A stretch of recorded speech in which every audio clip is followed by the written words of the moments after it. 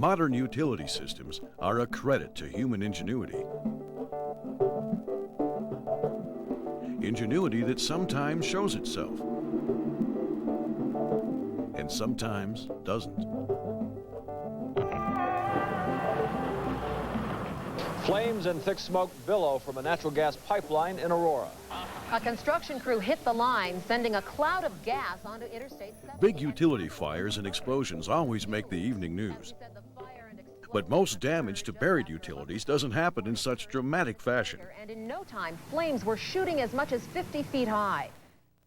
A phone line that gets sliced, gas lines that develop leaks because of an adjacent excavation, and electric or water lines that are discovered by excavators cost utility owners and contractors millions of dollars in repair and service disruption costs each year. And when utilities are damaged, dollars and cents may not be the only costs.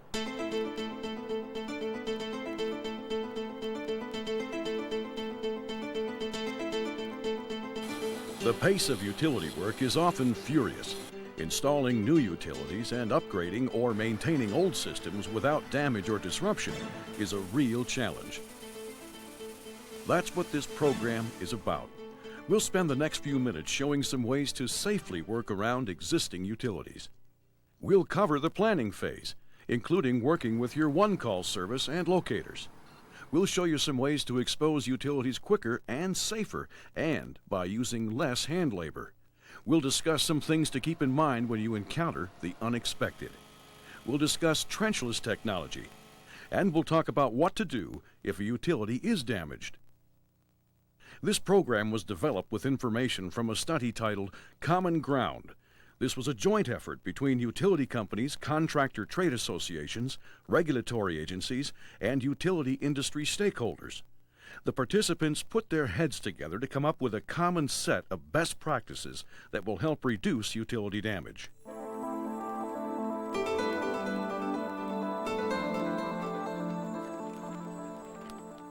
Every project starts with a good design and a thorough understanding of the job. Involve the utility owner as early in the process as you can. Discuss the job and the installation techniques you plan to use, including open trenching, plowing, or directional drilling. Good afternoon, Diggers Hotline. This is Bonnie. How can I help you? Timely communication with the one-call service should be part of your plan. You can even involve them in the design phase of the project to give you an idea of some of the existing utilities you'll have to work around. Okay, the utilities that we will be notifying, that will include Ameritech, McLeod USA. Depending upon the regulations in your area, you may need to contact them 2 to 4 working days before you can begin the job. When you call, have a thorough description of where the work will take place. Remember, the output from a one-call operator is largely dependent on the input from the caller. Giving the operator the wrong address or the wrong side of the house can create a serious problem. North side. The one-call center can use references like highways, railroads, public buildings, cross streets, mile markers, natural features, and even longitude and latitude. Tell the one-call service what kind of work you'll be doing and the size of the proposed dig area. Get to know your one-call center. They may offer helpful time-saving services like fax, internet, or direct user entry. These are no-charge services, just like the voice service. Remember, there is no excuse for not using the one-call center. In many places, it's mandated by law. Never rely on just your utility maps. They may be okay for general information, but they're not frequently updated, and the markings may be off. The one-call service has the latest and best information, and once again, it's free. Utility locating must be done by an experienced, qualified person. The best locates happen when the contractor, utility company, and the locator work together. For instance, the installer can white line the planned excavation route before contacting the one-call service. When the locator arrives, they will know exactly where the excavation will take place and where to put the locate marks. Some jobs may require decisions about crossing fences and working along easements. City jobs may require involving the sewer, water, and street lighting departments. Working out solutions at a pre-job meeting before expensive equipment and crew show up can save you money and lead to a safer, more productive job. Take a look at this. This was a house. Utility work in the street caused gas to leak into the basement, which set off an explosion and fire. The contractor, the utility, and the city all blamed each other. Incredibly, nobody was hurt. The owners weren't home at the time, but everything they owned was gone. A hospital stands just a few hundred feet away. Never forget that the decisions you make in your work affect people in very serious ways. Open communication, professionalism, and respect for everyone's side of the business should be the goal of the entire utility industry. One of the chief duties of a job foreman or supervisor is to carefully examine the site before actual work begins. This is where experience plays a part. There is no such thing as being too safe. If you have suspicions that there may be more down there than meets the eye, take the extra step of speaking with utility owners, inspectors, and experienced people within your company. There could be anything down there from an old fuel tank or gas line to containers of toxic chemicals. Look for depressions in the ground that are not marked. They may be signs of an old utility service. Any utility contractor can tell stories of things that aren't marked and don't show up on any map. Use your detective skills.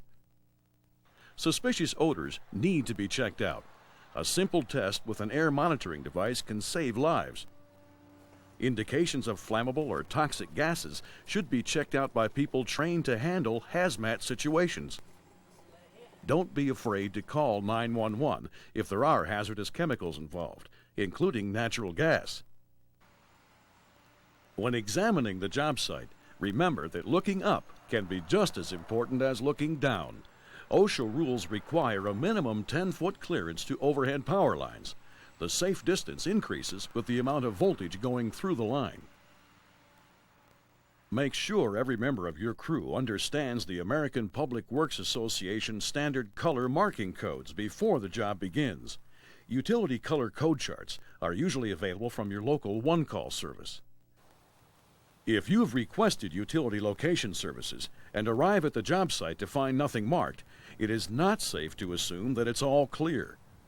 Maybe there was a misunderstanding between you and the one-call center. Maybe the locator has not yet arrived or has marked the wrong job site. Maybe kids or vandals have pulled up the flags and traffic has rubbed out the markings. These are all possibilities, and you shouldn't begin until you've done some checking. Don't work off someone else's locates. Always call for your own locates so that there's a specific record for your company. Also, don't assume the locator marks are off. In one example, a digger arrived at the job site to find a utility line marked. He began digging outside the tolerance zone and uncovered a utility line. He incorrectly assumed that the locator intended to mark that line, so he moved his machine over to begin a new trench and hit the marked utility. Lastly, locator flags are always placed within the borders of the paint mark. If you find flags set away from the paint mark, they may have been tampered with. Once again, if something doesn't look right to you, stop and check it out.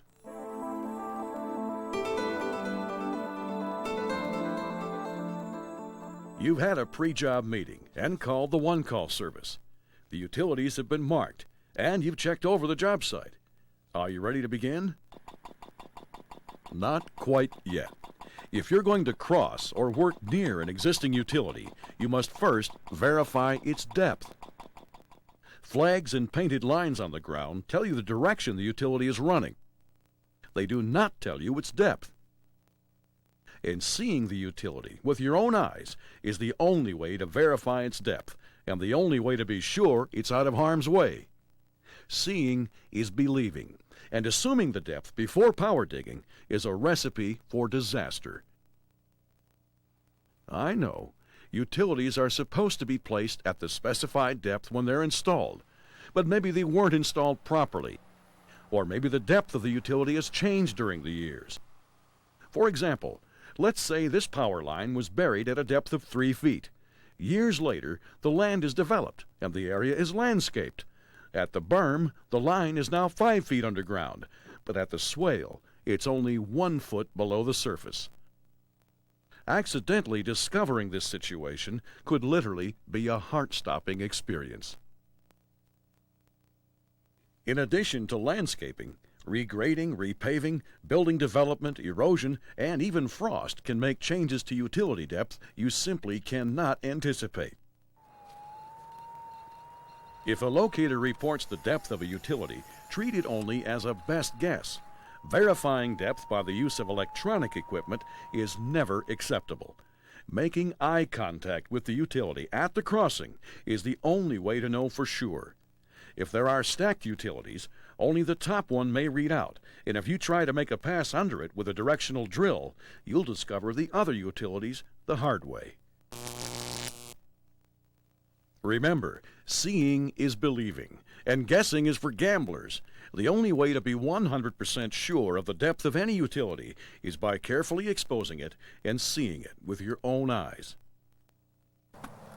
Exposing utilities requires some handwork. That's because in many localities, marked utility lines include what's called a tolerance zone. Tolerance zones are the width of the facility plus whatever the tolerance distance is. You cannot use powered digging equipment within the zone. So, for example, if the tolerance distance is 18 inches, that means you cannot power dig anywhere closer than 18 inches from either side of the outer edge of the known facility.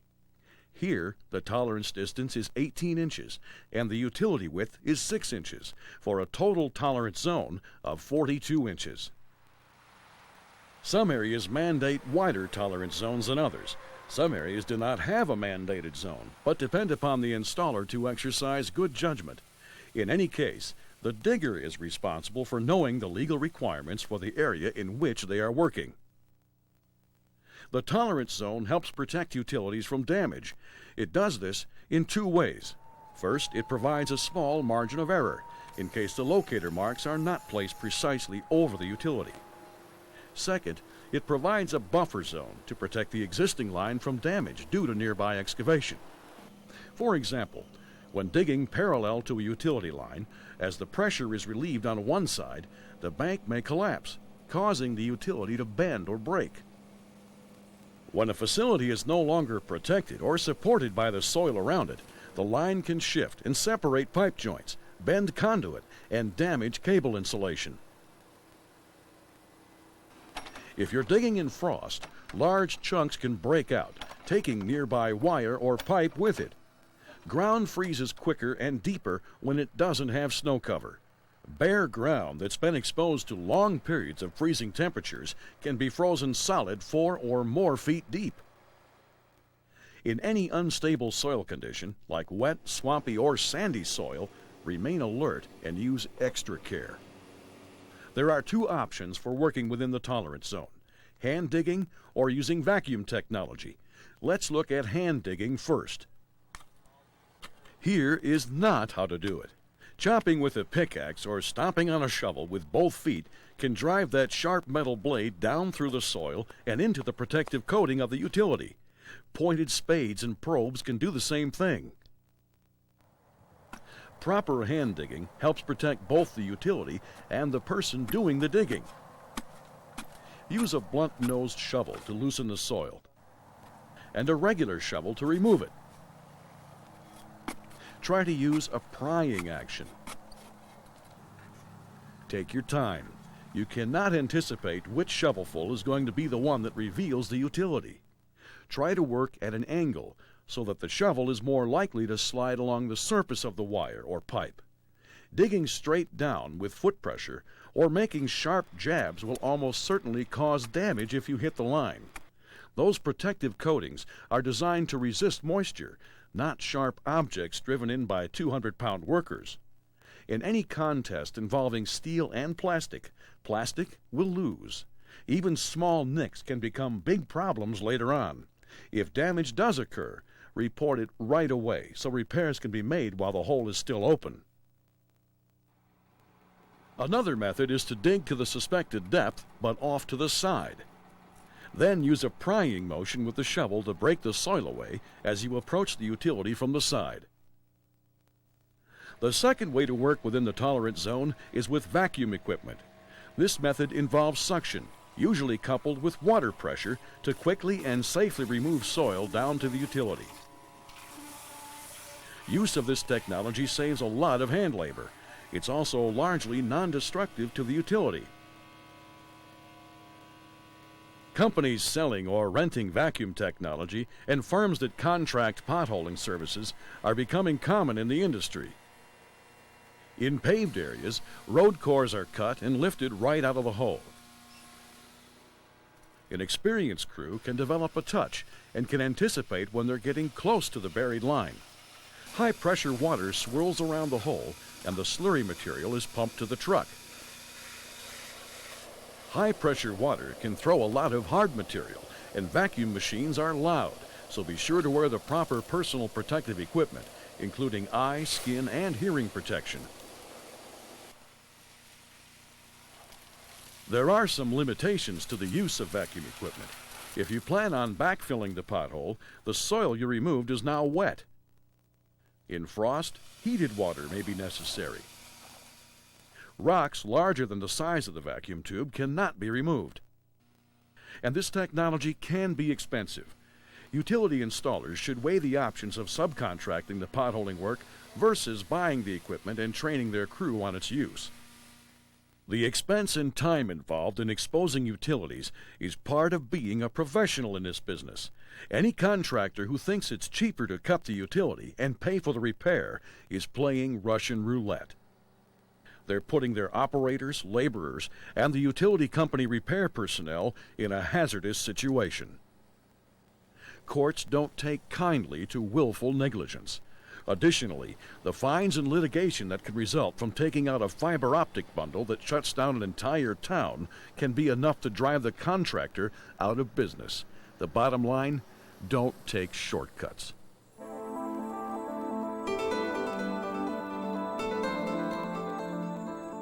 The system we've just laid out of locating and carefully exposing utilities before digging is the safest way to work. Following this system will save lives and millions of dollars in utility damage claims. But as we all know, surprises can pop up on every job site. What happens when the concrete pipe you were expecting to find turns out to be steel? What should you do if you find an unmarked utility, or if you can't find an already marked or mapped utility? The answer is to stop everything. Call the utility owner and the one-call service and find out for sure what you're dealing with. You may have found an abandoned service, or it may be something that was put in by a company that does not belong to, or may not be required by law to belong to, the one-call service. It could be an old service that was never recorded, but is still in use. It could also be for military or other governmental agency purposes and not appear on a map of any type. Railroads and manufacturers also sometimes have unmapped surfaces. The point is, stop digging until you find out what it is and where it goes. The last thing you want is to be the lead story on the evening news. Never assume a service is abandoned, and never cut an abandoned line. It may be only temporarily abandoned. It may be a standby service, or there may be two lines within the cable or conduit, and only one of the lines is dead, while the other continues to function and carry power. Treat them all as if they're live and in service. On this job, a so-called abandoned water line was cut, and the resulting water blast blew out the side of the excavation, and the slough-off buried the trench box. Don't you hate surprises? Even with all the latest mapping and locating technology, there are still plenty of buried things down there that nobody knows about. An equipment operator digging across an open field may be able to bale dirt just as fast as he can. Utility work is different. Experienced operators can develop a touch or a feel for the controls that can tip them off to a buried obstruction. On this job, the operator was digging in an area between utility markings. On one of his passes, he sensed an unusual resistance. He eased off with the controls. That saved him from busting open a line that wasn't on anyone's map. On jobs near roadways, be sure you've set barricades and other traffic control devices to help protect your crew and the passing traffic. Be careful when working in wet conditions. If a buried electric line is struck in wet soil, the ground may be energized for a large area around the strike. This poses a serious hazard for anyone on the ground. Sparks can ignite flammable vapors. That's what happened here. A grader blade struck a gas line that was only inches below the surface. The sparks from the blade ignited the gas. This is also more evidence that utility depth can change through the years. If you must expose a utility line for any distance, it should be supported, especially if it carries liquids. Liquids are heavy and will flow to the lowest part of a line, which is most likely your excavation. The weight of an unsupported portion of the line can pull and distort a joint or splice that is out of sight. The damage can occur several feet up the line, underground, and you'd never see it. Having a sewer line or liquid petroleum line break open in your trench is the start of a really bad day. If you find yourself in an unusual situation, don't be afraid to ask for help. Your supervisor, experienced people from within your organization, and representatives from your insurance company all have a wide range of experience and can provide good suggestions. Your company and your insurance company win when there are no accidents. Follow the recommended practices for backfilling any utilities you uncover, expose, or install. Check with the local municipality and utility owner. Some services require a bed of sand or fine stone, or a slurry of some sort. Don't drop big rocks on the service when backfilling. Damage to utilities happens just as easily now as when they're being dug up.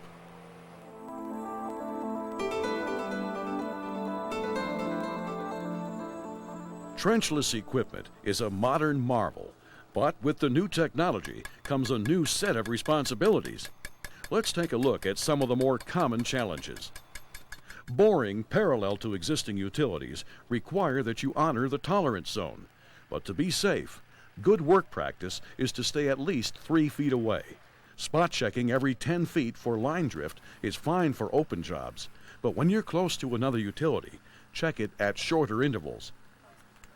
When you contact the one-call service, let them know that you'll be directional drilling and request closer spacing between locator marks.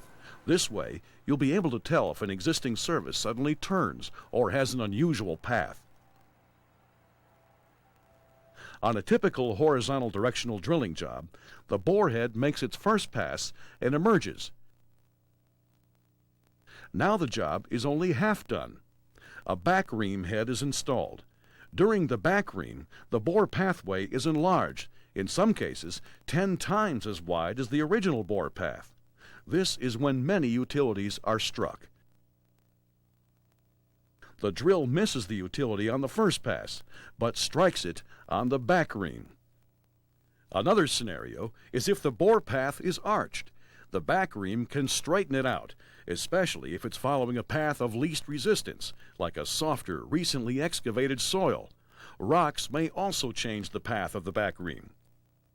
Here are a few other things to keep in mind. At the beginning of each job, be sure to calibrate the bore head and the locating device to assure maximum accuracy. The locator can monitor the bore head on the initial pass, but cannot monitor the back ream head. Many drill rigs are equipped with utility strike alarms that sense the magnetic field around electrical services. They cannot, however, detect other utilities. Since the drill head is buried, drillers cannot tell if they've struck a utility. This can be dangerous, especially if they hit a gas line. The gas can leak into the soil and explode. Your best defense is to pothole the utility you intend to cross. This allows you to visually monitor the borehead path in both directions to verify a safe distance from the existing service.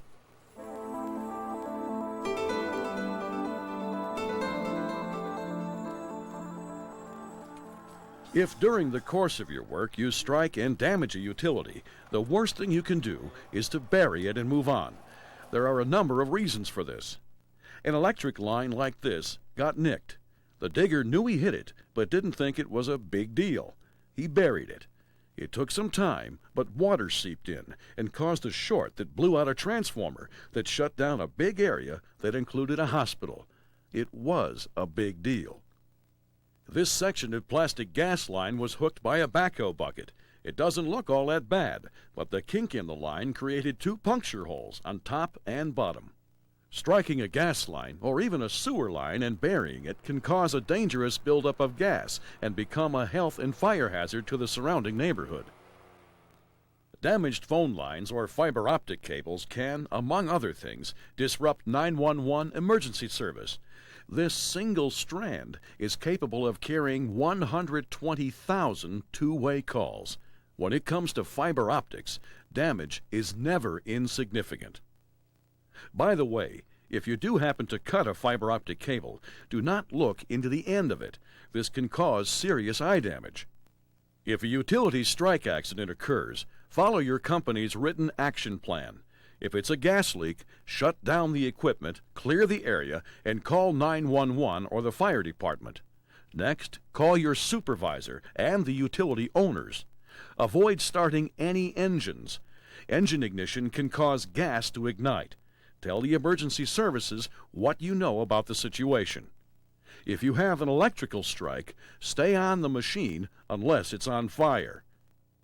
Regardless of what type of utility is struck or how badly you think it's hit, notify your supervisor and the utility owner. Report even small scrapes or nicks. The utility owner can easily do a repair when the point of damage is exposed. Don't attempt to make repairs on your own, and don't be hesitant about informing the utility. Believe me, they'd rather see it now than 3 months from now when somebody has a problem. There are a tremendous number of variables in this kind of work. That's what makes it interesting. To do it right, use common sense and keep these important points in mind. Fully understand the job. Encourage open communication between all parties. Be sure to give accurate descriptions to your one-call operator. Check out the job site before work begins, looking for clues to possible hazards. Respect the tolerance zone and carefully and safely expose any existing utility you'll be crossing or working near. Don't guess at utility depth. See it with your own eyes, and then you'll know for sure. If you don't find what you're looking for, stop and get help. Don't take chances with your life and the lives of your crew. No job is worth the risk. Be honest with yourself and with your colleagues in the utility industry. Report any damage to a service, even if it's minor. Let the utility owner determine whether the damage needs further attention. There's a lot of pride that comes from doing a job well. Completing a difficult job or working for years without a utility strike gives a crew bragging rights. Be a pro. Be proud and do it right.